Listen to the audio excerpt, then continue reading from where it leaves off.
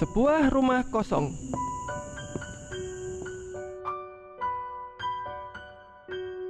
Beberapa hari ini, aku selalu mendengar sebuah bunyi dari derit kursi yang sedang diseret. Dan sepertinya, bunyi itu berasal dari sebuah rumah kosong yang berasal di sebelah rumahku. Aku pun mencoba untuk menghiraukannya, sembari berharap sosok lain itu tak akan menggangguku. Hingga beberapa hari kemudian, aku melihat sebuah keramaian di depan rumah kosong tersebut. Dan karena penasaran, aku pun lantas menanyakan tentang apa yang sebenarnya terjadi.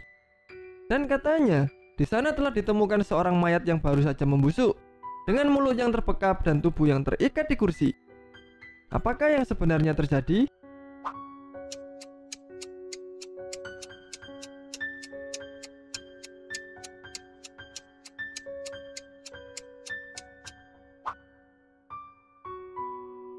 Sebenarnya, suara yang ia dengar selama ini bukanlah suara dari sosok lain, melainkan suara dari orang yang sedang berusaha untuk melepaskan ikatannya dari kursi. Dan kemungkinan besar, orang tersebut merupakan korban dari penculikan.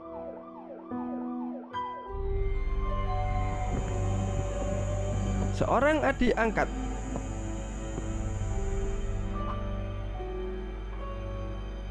Minggu lalu, kedua orang tuaku pun memutuskan untuk mengadopsi seorang anak dari panti asuhan. Anak tersebut akan dinamai dengan nama Bella, dan nantinya ia akan dijadikan sebagai adik angkatku. Meskipun ia adalah anak yang manis, namun aku tak begitu suka dengan dirinya.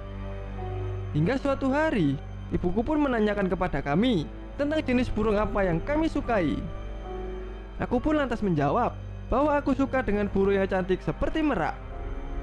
Setelah itu, Bella pun juga menjawab bahwa ia suka dengan burung mockingjay. Seketika itu, aku pun langsung mengajaknya dengan berkata bahwa burung mockingjay bukanlah burung sungguhan. Lalu dengan polosnya, Bella pun berkata bahwa ia akan menjadi burung cuko saja.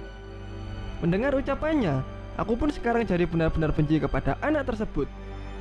Apakah ada sesuatu yang janggal?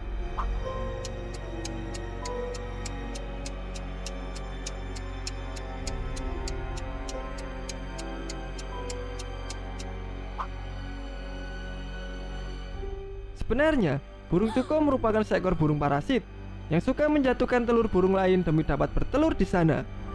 Jadi kemungkinan besar, Bella ingin menyingkirkan si aku agar dirinya menjadi anak satu-satunya dari keluarga tersebut.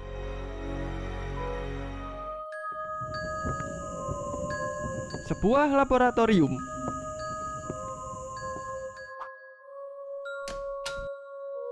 Beberapa bulan yang lalu, ada seorang guru yang akan mengadakan sebuah praktikum, sehingga semua muridnya disuruh untuk pindah ke ruang laboratorium biologi. Namun celakanya, saat guru tersebut sedang melakukan praktek, tiba-tiba gas di ruangan tersebut mengalami kebocoran, sehingga mengakibatkan sebuah ledakan yang besar. Dan akibatnya, seluruh orang yang berada di dalam pun akhirnya tewas, dengan seluruh tubuh mereka yang terlihat hangus dan tak berbentuk. Bahkan, ada pula yang hanya tertinggal tulangnya saja. Namun, saat polisi sedang menyelidiki peristiwa tersebut, mereka menemukan adanya sesuatu yang janggal. Dari laporan yang diterima, terdapat 40 siswa dan 1 orang guru di kelas tersebut, sehingga jumlah korban keseluruhannya ada 41 jenazah. Namun, dari jumlah jenazah yang ditemukan di TKP, terdapat 42 jenazah, yang di dalamnya ada 40 jenazah siswa yang masih kecil dan 2 jenazah orang dewasa. Apakah yang sebenarnya terjadi?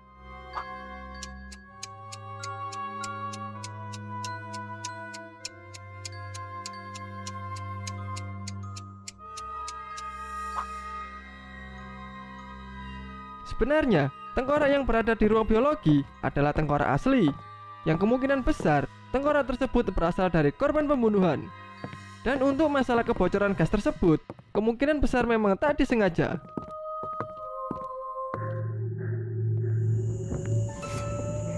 Seorang penulis terkenal.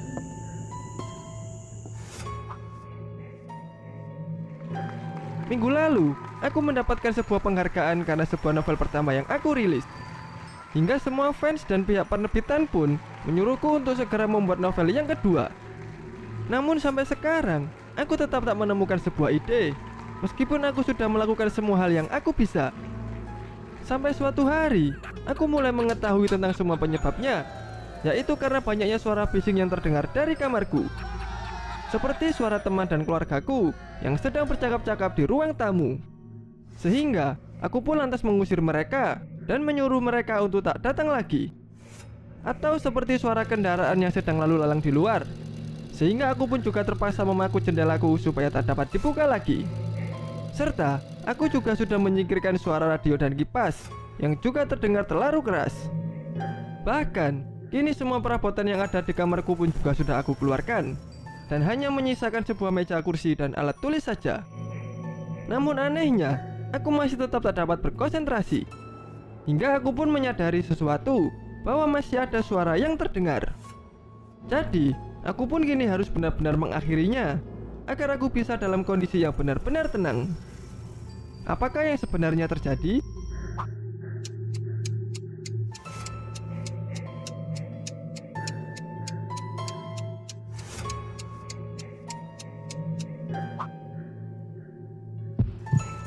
Sebenarnya, suara tersebut adalah suara dari detak jantungnya sendiri. Jadi, dia harus mengakhiri hidupnya sendiri jika ia ingin benar-benar mendapatkan sebuah ketenangan abadi.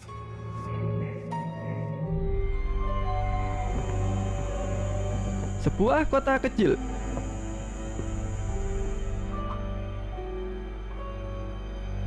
Saat ini, aku tinggal di sebuah kota kecil yang sudah tak memiliki apapun di dalamnya. Ini dikarenakan semua penduduknya telah tewas akibat aksi pembunuhan berantai. Dan parahnya lagi, semua mayat korbannya pun tak pernah ditemukan.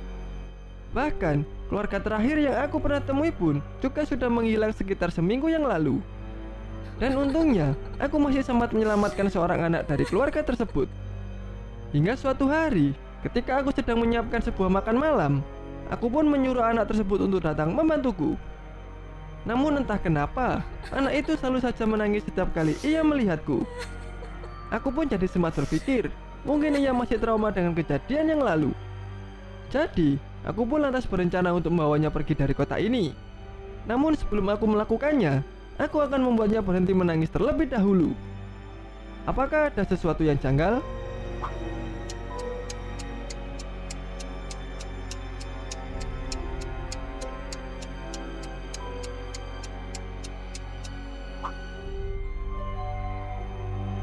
Sebenarnya, pembunuh berantai tersebut adalah si aku itu sendiri.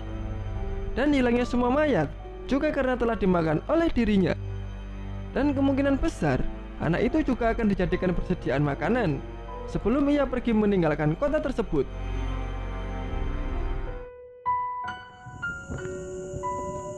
Sebuah toilet duduk.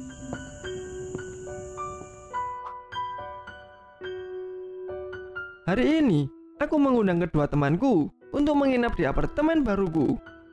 Dan setelah mereka tiba, kami bertiga pun langsung bermain game sampai kami lupa waktu.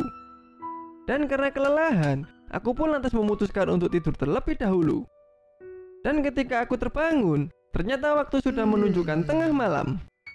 Dan ternyata, kedua temanku pun juga sudah tak ada lagi dengan keadaan televisi yang masih menyala.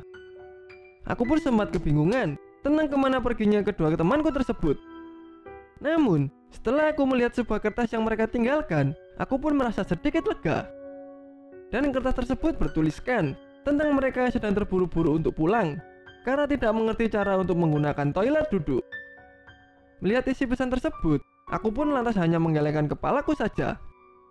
Dan setelah itu, aku pun lalu mematikan game yang masih menyala di televisi dan menggantinya ke acara berita. Dalam berita tersebut, menyiarkan tentang ciri-ciri seorang pembunuh berantai yang telah kabur dari penjara. Mendengar berita itu, aku pun jadi sempat kepikiran kalau kedua temanku sudah dibunuh oleh pembunuh tersebut. Dan meski aku berpikiran begitu, namun aku tetap yakin kalau mereka berdua akan tetap aman. Setelahnya, aku pun langsung mematikan televisi dan tak memikirkannya lagi. Lalu, aku pun langsung pergi ke kamar mandi untuk sekedar menggosok gigi sebelum aku beranjak tidur.